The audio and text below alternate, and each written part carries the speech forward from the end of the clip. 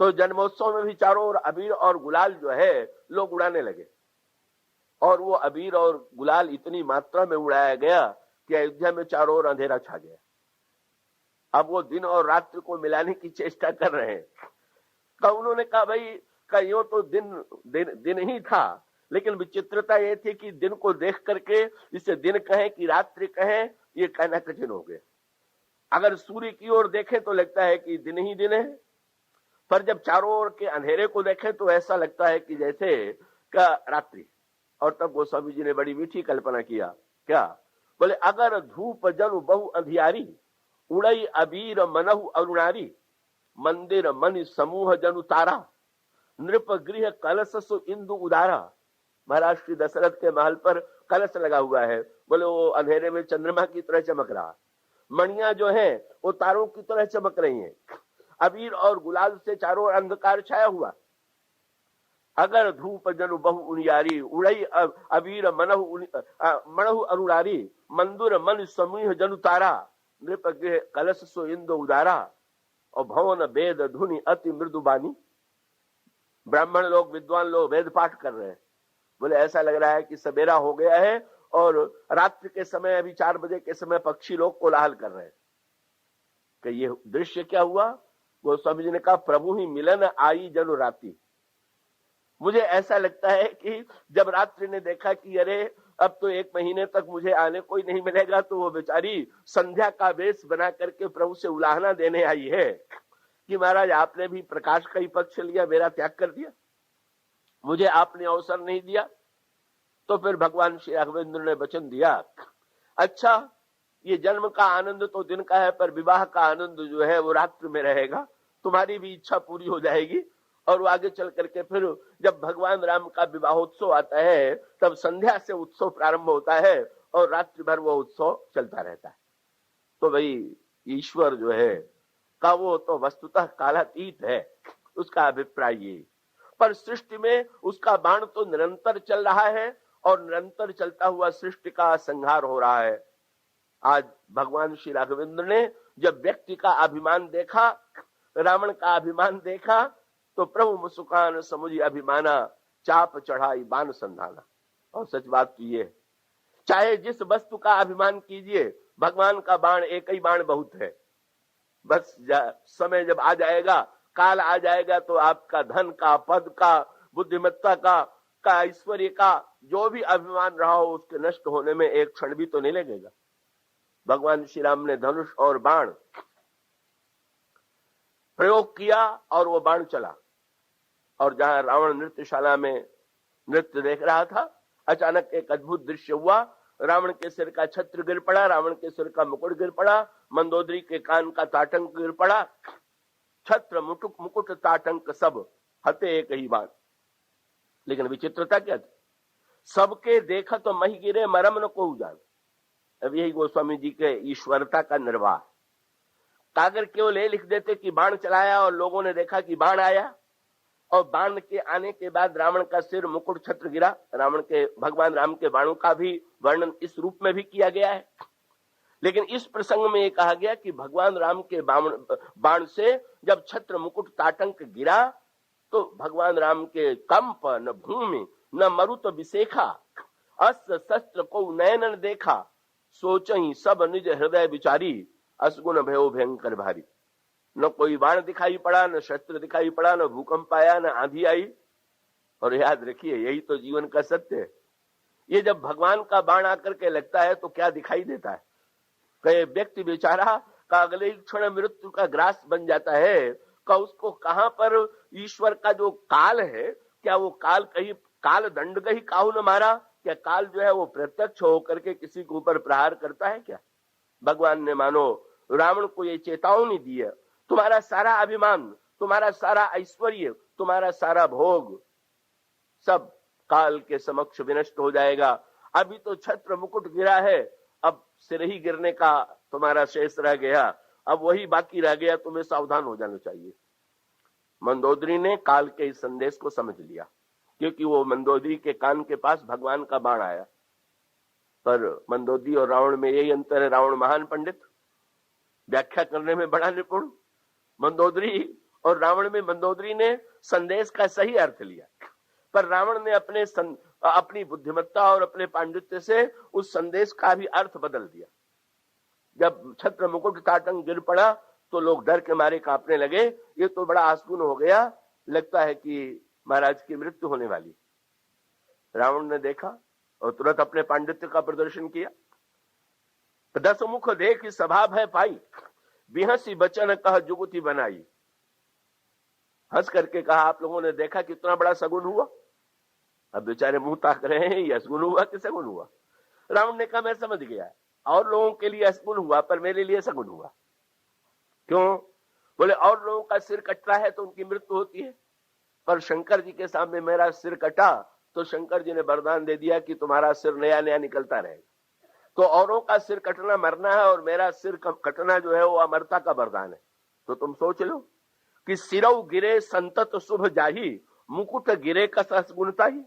जिसका सिर गिरना भी सगुन है, उसका मुकुट गिरना भी सगुन ही है। लगता है लड़ाई में विजय ही होने वाली। अब अगर ऐसा पांडित्य का कोई सदुपयोग करे या दुरुपयोग कहिए उसे कि व्याख्या ही बदल दे, तो उसके द्वारा वो थोड़े देर के लिए दूसरों को और अपने को धोखा देने की चेष्टा कर सकता है। जीवन में लोग करते रहते हैं रावण के समान, पर वो भुलावा कितने देर चलेगा। मंदोदरी ने बाण के सत्य को समझ लिया। बाण ये कह रहा है कि ये बिजली की तरह चमकने वाले जो विषय विलास हैं, ये जो वैभव और ऐश्वर्य है, ये अंत में नष्ट हो जाने वाला है, पति को सावधान करो। मंदोदरी ने रावण को उपदेश दिया, रावण को समझाया। पद पाताल शीस अज धामा, अपर लोक अंग विश्रामा। भगवान श्री राम का चरण पाताल है, आकाश उनका सिर है, सूर्य उनकी आंखें हैं, काल उनकी भृगुटी है, यमराज उनके डाढ़ हैं। विराट रूप का बड़ा विलक्षण वर्णन किया। क्या उद्देश्य था? रावण के अंतःकरण में विराट रूप से भय की वृत्ति उत्पन्न हो, और उसका अभिप्राय है कि ईश्वर का भय व्यक्ति के जीवन में यदि आ जाए तो व्यक्ति कभी कभी सावधान हो जाता है।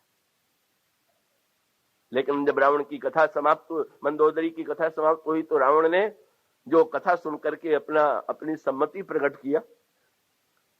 ऐसा बुद्धिमान श्रोता अगर मिल जाए जैसा रावण मिल गया था, तो वक्ता बेचारा कुछ भी कहता रहे, उसकी व्याख्या तो अपनी ही होगी। उसने तुरंत कहा, तुमने इतनी गंभीर कथा सुनाई कि पहले तो मैं भी चक्कर में पड़ गया कि तुम क्या कर रही हो, मेरे शत्रु की स्तुति कर रही हो। जब तुमने राम की स्तुति प्रारंभ किया तो मुझे थोड़ा भ्रम हुआ, थोड़ा क्रोध आने लगा। लेकिन बाद में जो मैं तुम्हारी बात सुनने जो मैंने सुना, मेरा भ्रम दूर होता गया। क्योंकि तुमने जब राम का नाम लिया तो मुझे क्रोध आया, पर जब तुमने कहा कि उनका चरण पाताल है और सिर आकाश है, तो मैं समझ गया वो अयोध्या के राजकुमार राम का वर्णन तो हो ही नहीं सकता है। न उसका सिर पाताल है, सिर का आकाश है, न और पैर पाताल है। वो तो अयोध्या का राजा, अगर तुमने कहा होता कि अयोध्या का राजा राम, अयोध्या के राजकुमार राम ऐसे हैं, तो मैं समझता कि तुम उनका वर्णन कर रही हो। अब मैं समझ गया ये तुमने किसका वर्णन किया। कर जानू प्रिया तोरी चतुराई, यही विधि कहो मोर प्रभुताई। कहे तो तुमने वस्तुतः मेरे ही वर्णन किया। पत्नियां का परंपरा के अनुकूल पति का नाम लेने में संकोच करती हैं, तुम्हें रावण नाम लेने में संकोच लगा तो तुमने नया नाम मेरा राम रख दिया, पर मेरा ही वर्णन है। तो जब व्यक्ति इतना अभिमानी हो जाए कि ईश्वर की स्तुति को भी अपनी ही स्तुति मान ले, तो ऐसी स्थिति में ऐसा शास्त्र का ज्ञान जो है वो तो बड़ा घातक है। और शस्त्र के द्वारा भी अब रावण के समस्या का समाधान देने के लिए जो लोगों ने चेष्टा किया, या तो शस्त्रधारी थे या शास्त्रधारी थे, पर वो समस्या का समाधान नहीं दे पाए। महाराज जनक जो है वो शास्त्र के पंडित हैं, महर्षि विश्वामित्र शास्त्र के पंडित हैं, दंडकारण्य के मुनि शास्त्र के पंडित हैं, और महाराज दशरथ शस्त्र के राजा हैं। लेकिन ये तो शस्त्र और शास्त्र दोनों में एक एक को धारण किए हुए हैं। रावण के जीवन में दोनों है और दोनों का दुरुपयोग। और तब इन दोनों का सामंजस्य करके अपने चरित्र के द्वारा समाज के कल्याण के लिए जो दोनों का सदुपयोग सिखावे, उस अवतार की आवश्यकता थी। और श्री राम का जो अवतार है, उस अवतार का अभिप्राय यह है कि श्री राम ने शस्त्र और शास्त्र दोनों का सचमुच जिसे सदुपयोग करते हैं। ये दो पात्र हैं, रावण और भगवान श्री राम। एक में शस्त्र और शास्त्र दोनों का दुरुपयोग समाज के अहित के लिए, कल्याण के लिए, और फिर भगवान राम अवतरित होकर के मानव जाति की जो समस्या थी उसका समाधान देने के लिए शस्त्र और शास्त्र का उपयोग कैसे करना चाहिए ये अपने चरित्र के द्वारा बताया। तो भाई चाहे वैयक्तिक अपने जीवन की तृप्ति के लिए और चाहे सामाजिक समस्या के समाधान के लिए हमें श्री राम की आवश्यकता है, पर हम श्री राम को अपने जीवन में पावें तब। जब तक राम हमारे जीवन से अलग रहेंगे, ऊपर रहेंगे, केवल ईश्वर रहेंगे, जब तक ईश्वर के साथ मनुष्य नहीं बनेंगे तब तक हमारी समस्या का समाधान नहीं होगा। तो आइए हम लोग ईश्वर को ईश्वर समझते हुए भी उसे मनुष्य बनाने के लिए प्रस्तुत हो, और वो प्रक्रिया वही है। ज्ञान के द्वारा जानिए और प्रेम के द्वारा ईश्वर को मनुष्य बनने की प्रार्थना कीजिए और वो अवतरित होकर के हमारी समस्या का समाधान दे। और तब वे इस प्रश्न का जो उत्तर देते हैं का वो बड़े ही महत्व का उत्तर है और यूं बड़े काम का भी। उन्होंने ये कहा कि वस्तुतः ईश्वर तो असीम और अनंत है, और यदि उसकी महिमा का प्रतिपादन करने के लिए हम हर सद्गुण के साथ 100 करोड़ के शब्दों की आवृत्ति करें तो भी सही अर्थों में भगवान की महिमा और भगवान के गुण का वर्णन नहीं हो सकता है। किंतु भगवान की जो ये असीमता है, भगवान की जो ये अनंतता है, का इसका तात्पर्य एक ये हो सकता है कि व्यक्ति यह मान करके कि ईश्वर असीम और अनंत है उनके संदर्भ में अपनी वाणी का प्रयोग करना बंद कर दे, कि ईश्वर के संबंध में मौन हो जाए। लेकिन गोस्वामी जी इसके इस पक्ष को दूसरे रूप में ये उपस्थित करते हैं कि विनय पत्रिका में उन्होंने का एक उत्तर दिया और मानस में इन पंक्तियों में दूसरा उत्तर दिया गया, और वो उत्तर ये है, विनय पत्रिका में वे कहते हैं कि अगर आपके विषय में कुछ भी कहा जाए तो वस्तुतः वो तथ्य नहीं होता है, सत्य नहीं होता है। लेकिन इतना होते हुए भी तो व्यक्ति यदि कहता है तो उस कहने के पीछे कोई न कोई बाध्यता है। और बाध्यता क्या है? तो ये कहते हैं, कहे राम रस न रहत, लेकिन कहे बिनु रही न परत। महाराज, यदि आपके संदर्भ में ये मान करके कि ईश्वर असीम और अनंत है, अपनी वाणी का प्रयोग करना बंद कर दें, तो फिर ये स्वभावतः प्रश्न शेष रह जाएगा कि अब जब ईश्वर के संदर्भ में वाणी का प्रयोग नहीं करते तो फिर अब वाणी जो मिली हुई है उसका प्रयोग किस कार्य के लिए करें? और तब वाणी का प्रयोग केवल संसार के असत पदार्थों के वर्णन में ही तो किया जाएगा। तो इसका परिणाम क्या हुआ कि भगवान की असीमता और अनंतता का परिणाम यह हुआ कि भगवान को असीम और अनंत मान करके व्यक्ति को उनके संदर्भ में वाणी से दूर होकर के का उन्हें अपने जीवन से दूर बना देगा। इसलिए उन्होंने ये कहा कि असीम और अनंत के संदर्भ में का एक बड़ी सुविधा भी है। सुविधा क्या है? तो उन्होंने कहा सुविधा यह है कि असीम और अनंत के संदर्भ में आपके अंतःकरण में जैसी भावना हो वैसा कहने के लिए आप स्वतंत्र हैं। क्यों?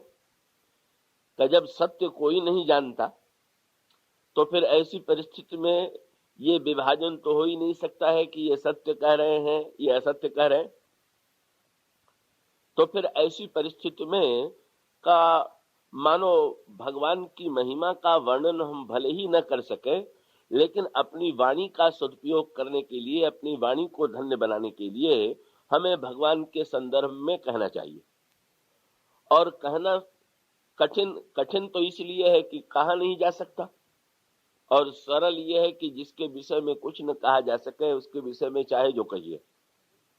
जो गोस्वामी जी ने कहा कि इसलिए बड़ी सुविधा हो गई,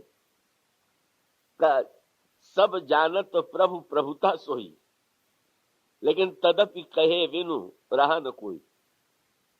फिर भी बिना कहे कोई व्यक्ति नहीं रह पाता। गोस्वामी जी से भी पूछा गया कि क्या आप भगवान की महिमा का वर्णन इसलिए करते हैं क्या कि हम भगवान की महिमा को पूरी तरह से प्रकट करने में समर्थ हैं? उन्होंने कहा बिल्कुल नहीं। तब क्यों करते हैं? तो उन्होंने कहा निज गिरा पावन करन कारण राम जस तुलसी का। भाई अगर अपनी वाणी को हम भगवान के संदर्भ से नहीं जोड़ेंगे, भगवान की महिमा से नहीं जोड़ेंगे, तो उसका अंतिम परिणाम तो ये होगा कि संसार से जुड़ करके ये जो अपवित्र इंद्रियां हैं ये और भी अपवित्र और इनका दुरुपयोग होगा। और चाहे इंद्रियां ये ससीम भले ही हों, किंतु जब हम भगवान के रूप भगवान के लिए उनका प्रयोग करते हैं, तो गोस्वामी जी ने यहाँ पर काकभूषुंडी जी ने बड़ी मीठी बात की। वे ये कहते हैं, प्रश्न आया कि भगवान के संदर्भ में जब कोई कुछ कहेगा और जब वो ठीक नहीं होगा तो भगवान तो बहुत बुरा मानेंगे, क्योंकि भगवान को लगेगा कि ये व्यक्ति तो मेरे विषय में बिल्कुल अनर्गल बात कह रहा है। तो गोस्वामी जी ने कहा कि बिल्कुल नहीं, और उन्होंने दृष्टांत ये दिया।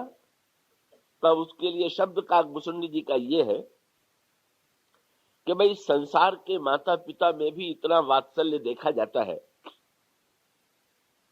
कि जब नन्हा बालक अपनी माता से या अपने पिता से बात करता है,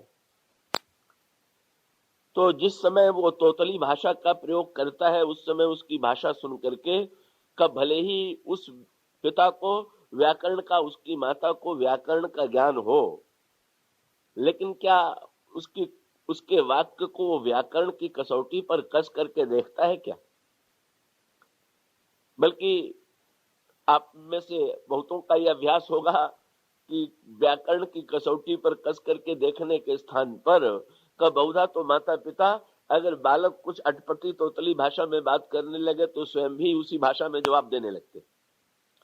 और इसका अभिप्राय ये हुआ कि किसी को गोस्वामी जी ने इस तरह से कहा, जो बालक कह तोतरी बाता तो सुन ही मुदित मन पितु अरु माता। तो परशुराम जी और लक्ष्मण के संवाद में एक भगवान श्री राम और परशुराम जी की दृष्टि में एक अंतर आया।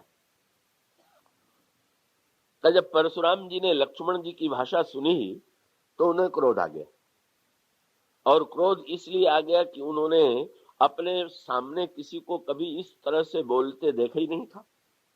कोई इस तरह से बराबरी से उत्तर दे सकता है, इसकी कल्पना उनके मन में नहीं थी। तो जिस समय परशुराम और भगवान राम का संवाद हो रहा था, अचानक लक्ष्मण जी बीच में बोल पड़े कि बहु धनु ही तोरी लरिकाई, कबहू न असरि सकीन गोसाई, यही धनु पर ममता के ही हेतु। महाराज का हम दोनों तो बालक हैं, और बालक के नाते हम लोगों का तो स्वभाव ये है कि खेल खेल में का हम धनुष को तोड़ते रहे। बाल्यावस्था से ही हम लोगों की ये प्रवृत्ति रही, लेकिन किसी धनुष के टूटने पर आप कभी क्रोध करते हुए दिखाई नहीं दिए, सामने नहीं आए। ये क्या बात है कि इस धनुष के टूटने पर आपको इतना क्रोध आ गया?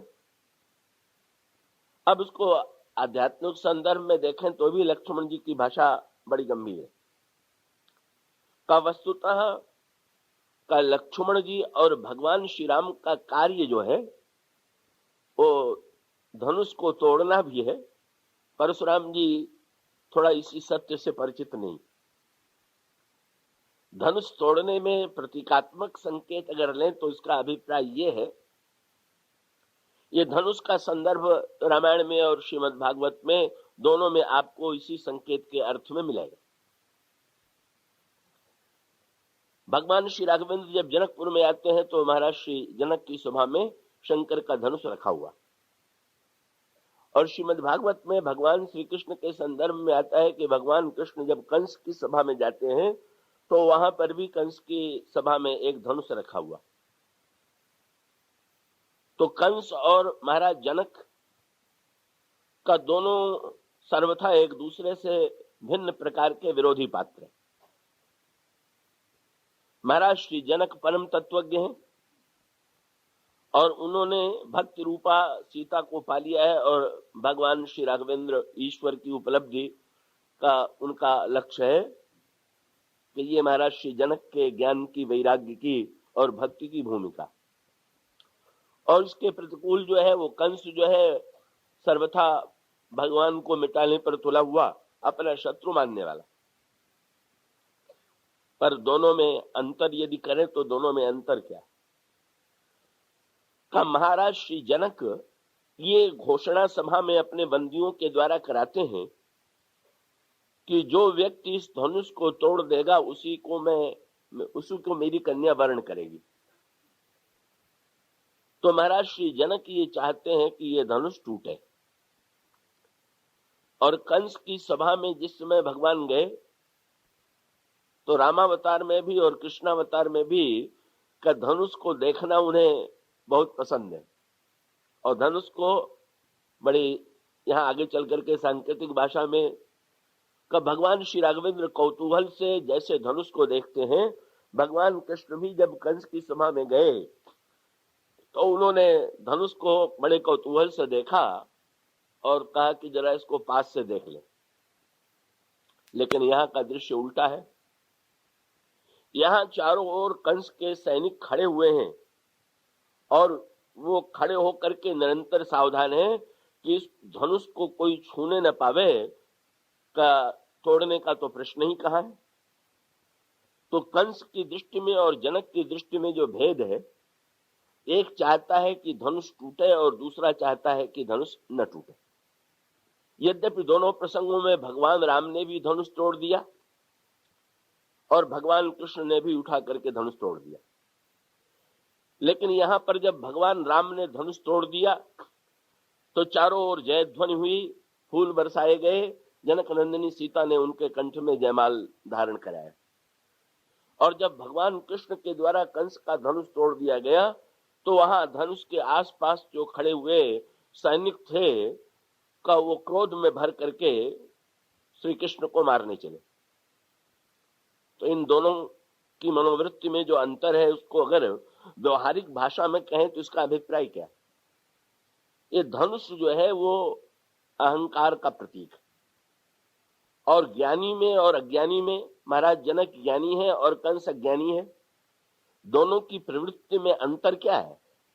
दोनों की प्रवृत्ति में अंतर यह है कि ज्ञानी चाहता है कि अभिमान का पूरी तरह विनाश हो जाए, क्योंकि ज्ञान की पूरी परिभाषा यही है कि ज्ञान मान जहां एको नाही, देख ब्रह्म समान सम्माई। तो ज्ञानी ये चाहता है, यही उसकी सबसे सर्वोच्च परीक्षा है, अभिमान का विनाश। तो इसका अभिप्राय यह है कि कृतकृत्यता की कसौटी क्या है। आगे चल करके जब धनुष टूट गया तो महाराज श्री जनक ने ये वाक्य कहा विश्वामित्र से कि मोहि कृतकृत्य कीन्ह दूं भाई, मुझे इन दोनों भाइयों ने कृतकृत्य कर दिया। तो कृतकृत्य शब्द के अर्थ से आप परिचित होंगे। कृतकृत्य का अभिप्राय यह है कि जब करने के लिए कुछ शेष न रह जाए तब कहते हैं कि कृत्य माने कर्म और कृत माने जिसने पूरे कर्म कर लिए हैं, कर्म करना जिसके जीवन में बचा हुआ नहीं। तो भाई कर्म, ये जो कृतकृत्यता आती है जनक जी के जीवन में ही नहीं, हमारे आपके जीवन में भी जब ये कृतकृत्यता आवेगी तो कब आवेगी? और इसका उत्तर है कि जब धनुष टूटेगा। और इसका अभिप्राय यह है कि जब तक हम मैं के रूप में अपने को देख रहे हैं तब तक तो कर्तव्य कर्म हमारे साथ जुड़े हुआ। क्योंकि जब हम कहेंगे कि मैं ये हूं, मैं अगर कहूंगा कि मैं ब्राह्मण हूं तो तुरंत शास्त्र हमारे ऊपर कर्तव्य रख देगा और ये कहेगा कि ब्राह्मण के इतने कर्तव्य शास्त्र ने कहे उसका तुम पालन करो।